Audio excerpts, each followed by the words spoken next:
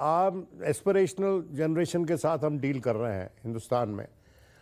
हर जगह जो युवा वर्ग है वो चाहता है अच्छी सड़क हो, बिजली आती रहे घर में, पानी मुहैया हो और नौकरी। देखिए विनोद जी, एक सेकंड आपको रोक रहा हूं, मेरे पास दूसरा आंकड़ा भी आ गया है, और दूसरा आंकड़ा है कि जातियों के आधार पर किसने किसको वोट दिया। ये और दिलचस्प आंकड़ा है, ये देखिए।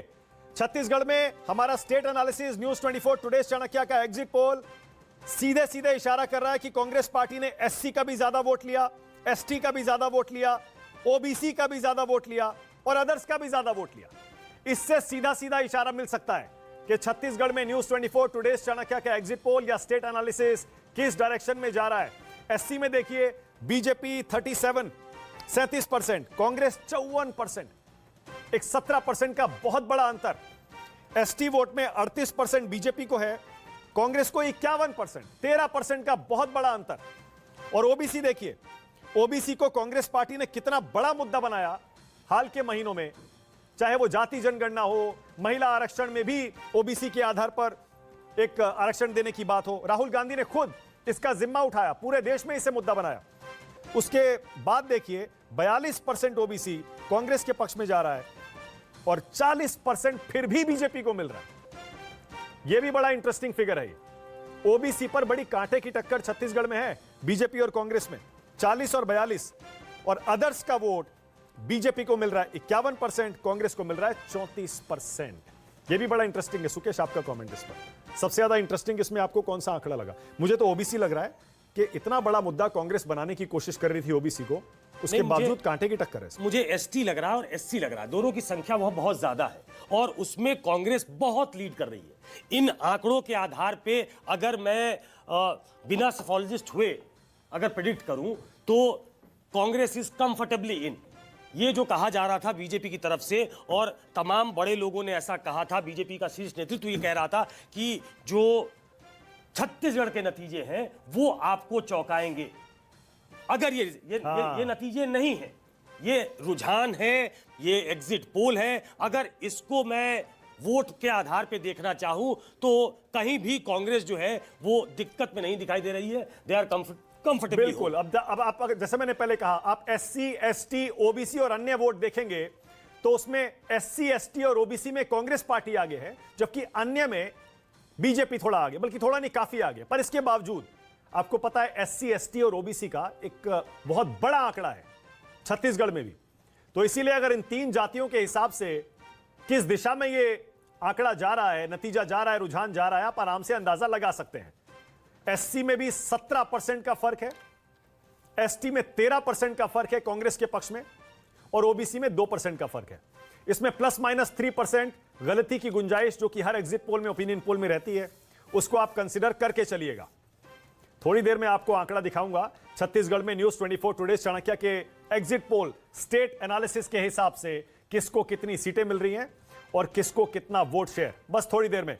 लेकिन अतुल लोंढे पाटिल, ओबीसी में इतनी कांटे की टक्कर कैसे हो गई? आप तो इसे बड़ा मुद्दा बना रहे थे।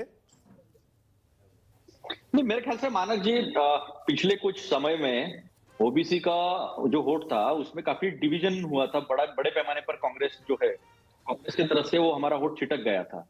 वो अभी वापस आते हुए दिखाई दे रहा है और हमने उसको क्रॉस कर लिया है।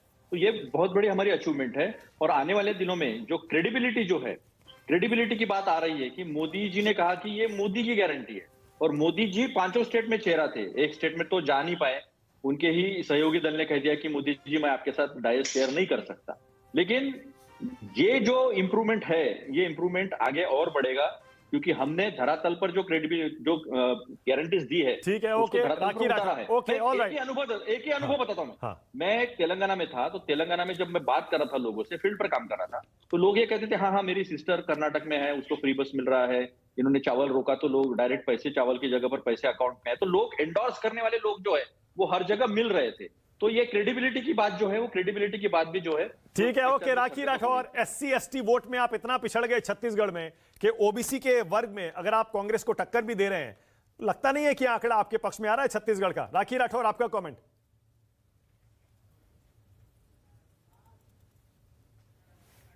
राखी, आपने म्यूट किया है, शायद अनम्यूट कर लीजिए।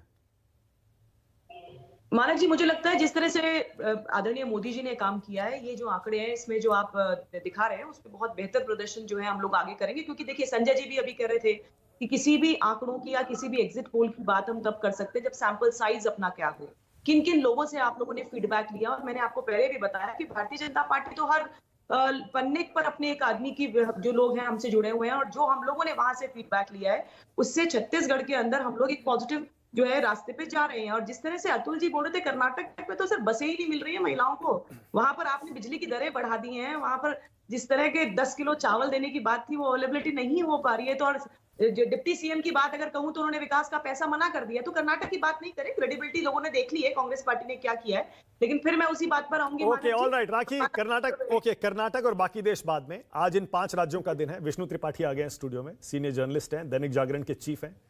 कैसे हैं विष्णु जी? बढ़िया। क्या आंकड़ा देख के आपको ये लग रहा है? 37% और 54% का फर्क आ रहा है एससी वोट में बीजेपी कांग्रेस में। एसटी में आ रहा है 38%, एसटी में आ रहा है 38% और 40% का, 51% का माफ करिए, और ओबीसी में आ रहा है 40 और 42।